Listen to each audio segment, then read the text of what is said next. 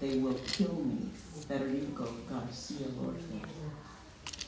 Before the ships came with their gunners, muskets and cannons, with their powder, shots and shells, acquired with paper money and credit in a foreign land called the Old World, the foliage was thick with toucans, cockatoos, and parrots, dolphins and turtles unafraid of humans.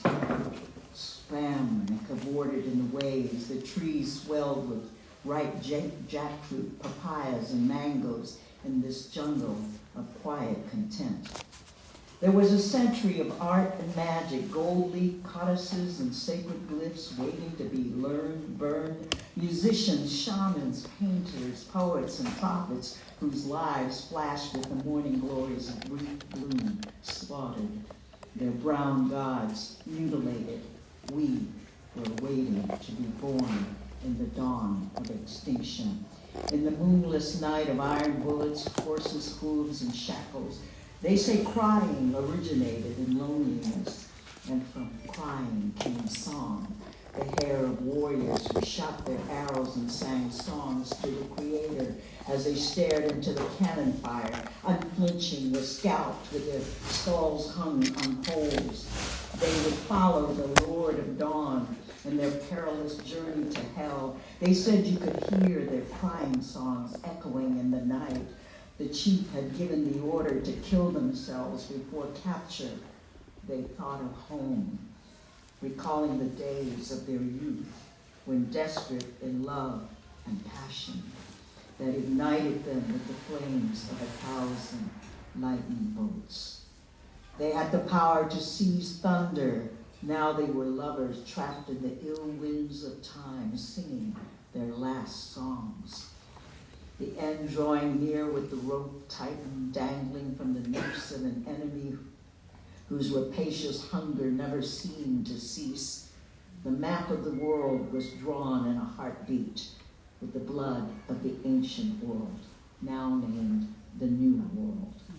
A world of black thunder, a world inherently white. Tears would end the world. To be unhappy in love is what it is to be an exile, a refugee. The only death that kills is exile. They would not surrender. They would not stop being born from the roots of the Seva, from the 13 roofs of heaven, from the mountain to the sea, from the pyramid of memories beating in the bleeding heart of the jungle.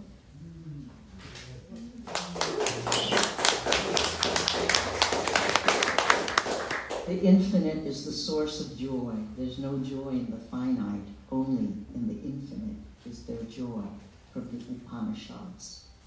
The explosion of a bomb silences everything else. The voice of a little child crouched in the stairwells with a stuffed teddy bear. The drop of a coin on the crossroads of mortality. The Saturday night special, a thundering train, a giant sprung from the catacombs of death. We are what we think and do. The poem is the breath that floats on the currents of broken memories, lives, and dismembered logic in a bed of ashes. Do you think the mother of the one who pulls the trigger, presses the switch, doesn't know the whole story? Rats will eat themselves when it comes down to it, and so will men, even if they don't admit it. All our lives we find ourselves at odds with our fate. We ask ourselves, what's the meaning of life? Yet we never ask, what's the meaning of death? Is the martyr's self-sacrifice our redemption? The hand that pulls our hand from the grave? Men in the sun are heroes. We love what we cannot be. Does the river ever run uphill? What is life? How can we fill it if we kill it? How can we possess the land if we cannot even lift the sky? Who does Ukraine belong to? Who does Palestine belong to? To the little girl crouched under the footprint of a bomb? To the empire of sky? To the kingdom of the sea? To life or to death? Photograph of Gaza. A little brown girl crawls out of the abyss of her home. From afar, she could be a sparrow blown from a nest or a frond severed from a charred palm. She is crawling inch by inch with broken wings in search of spring. She cannot stop digging through the rubble with her ashen memory trapped at the bottom of an abandoned well, stone by stone steps where perfumed lavender and rosemary once smelled and swelled her nostrils. Where the smell of her mother's taboon once streamed through the kitchen window, and where the sunflower once lifted her bright yellow face towards the burning heat of 1,000 suns in search of heaven. This one is for my mother, who passed many years ago, 77. She was just shy of 100 years old, so it's kind of in Chinglish. The only language she knows. She never spoke English. The woman downstairs was my mother, who yells at me to come down and help put a mustard patch in her back. No, 3 bends. Okay, Ruth, be quiet. I'm glad he's doing on my reading, not on yours. That would be unforgivable. I touched, Rumi, be quiet. I touched the fleshy curve of her back with my icy hand. She tells me in Tlayip how to place the bandages across her spine. Quiet, oh quiet, one by one. Commenting in Tlayip how she is going to go live for me to make my blood grow, to make my hands warm. She speaks in Tlayip, the only language she knows, and reads the Gimsan Sibo, the Young China Daily, and the John. She gets up, pulls her blouse down, and I'm guilty. She hurt her back mopping on her day off. Let's see. And this is for Dinah Washington. Love her. Unforgettable. The season of becoming is gone. A wordless silence crouches in the whisper of a midsummer dream. Every song is a reverie, a dirge of melancholy saxophones, trumpets swept in the wind-blown rhythms of Tuscaloosa gospel and Chicago big band swing. You mine your soul in the clarion call of your voice, a cry that sings through this bitter earth. You carved your legend so exquisitely honed by strife to banish the grief of death and destruction. And you send the blues packing in the night. Oh, lady of kick-ass song, for all the rhyme and reasons of love, for all the loves and lovers drowning in the thrill of a kiss, you are the queen of the blues, the elixir of joy.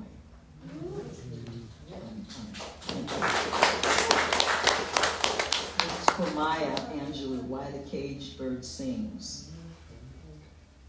Why does the caged bird sing? She sings when darkness falls, not waiting for tomorrow's call. Why does the caged bird sing? She sings because she does not wait for the sun to lift her from her fate, or some quick fix or court of law to save her from the lyncher's claw. This bird waits for no one. Her flight to freedom is never done. To be dragged by hatred's chain, hell no, that is not her game. She is not invisible, she is indivisible. Like the sun that rises on her black, brown, and yellow sisters who stand proud and tall beside her, she knows that life is an unmade bed, ready for love any day, any weather. So why does the caged bird sing? She knows that freedom rings with whatever joy you bring. And if you're going to die this evening, what will you do in the time that remains? That's why the caged bird sings. Yes.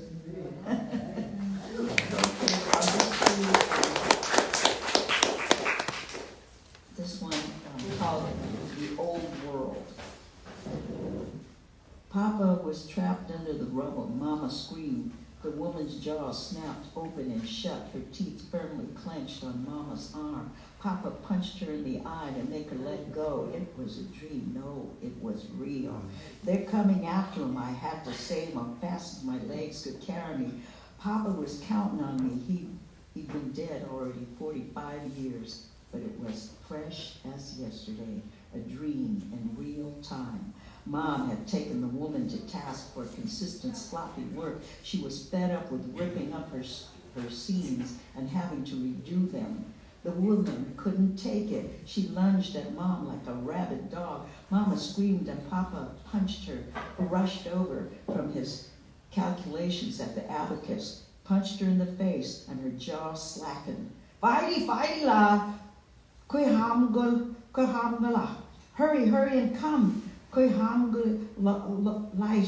They're coming to get your dad, a breathless Limu yelled on the phone. I was rehearsing in the basement at home with my rock band, the Glass Mountain.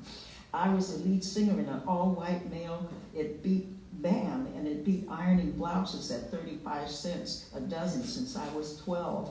We were a sweatshop family. Sister buttonholed another hem. Mama did everything, and Papa delivered accounts, payroll. I dropped everything, grabbed the bass player, a tall, heavy-set guy from the Bronx named Jack. We were out the door, up 2 blocks of hills, a Mason, and down Vallejo to the sewing shop on the corner of Powell, with Jack lagging behind, panting to keep up with me. The crazy woman's husband and son were already there.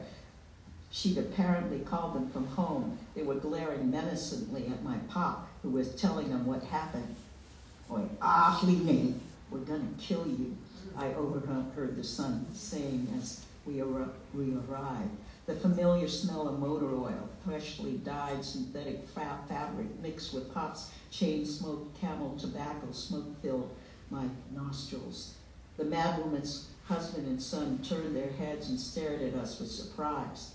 The last thing they expected to see was some big, disheveled white dude and the old man's hippie daughter in bell-bottom jeans come rushing into his defense. Truth of the matter, Jack was a gentle giant, not a fighter. He was probably more terrified of being dragged into some Chinatown kung fu hatchet war than they had a clue. I'm sure it crossed their minds that involving Lofan in Chinatown brawl could spell trouble. They simply threw everyone in jail except for the white guy, usually. Dirty laundry was to be aired at home, not among Hangui foreign demons. Mom's arm was swollen red with a circle of teeth marks visible on her arm. Good on, he hit me, the mad woman shrieked. Do you want to beat up my father? I yelled over her histrionics. No answer. Is that what you want to do, huh? The son sneered at me but didn't stir. We had clearly preempted their revenge plan. You want to fight? I poked my chin at him. Come on. You want to fight me? I dared. Jack stood slouched in the rear, looking embarrassed. No telling a fracas with an ABC American-born Chinese girl and a big long-haired white dude from God knows where wasn't what they had in mind. We'd thrown in a monkey wrench in their vendetta.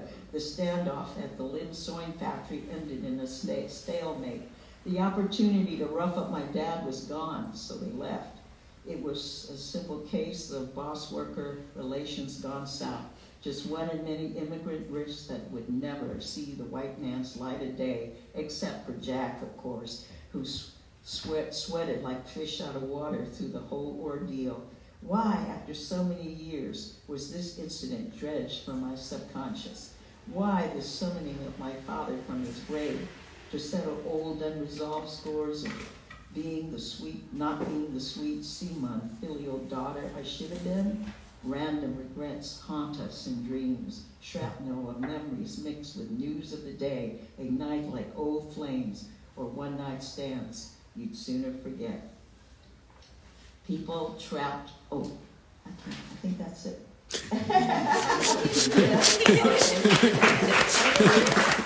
want to congratulate the lovely, gracious, wonderful, and Naomi, who I've known for, like 25 years, and Avacha I've known for as long, not longer. Longer. Yeah, longer, 30 years.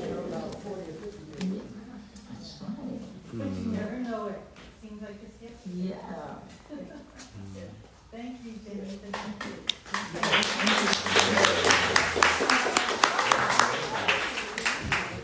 Jenny, thank you for about 25 years. I loved all the imagery, the visceral images. Thank you so much.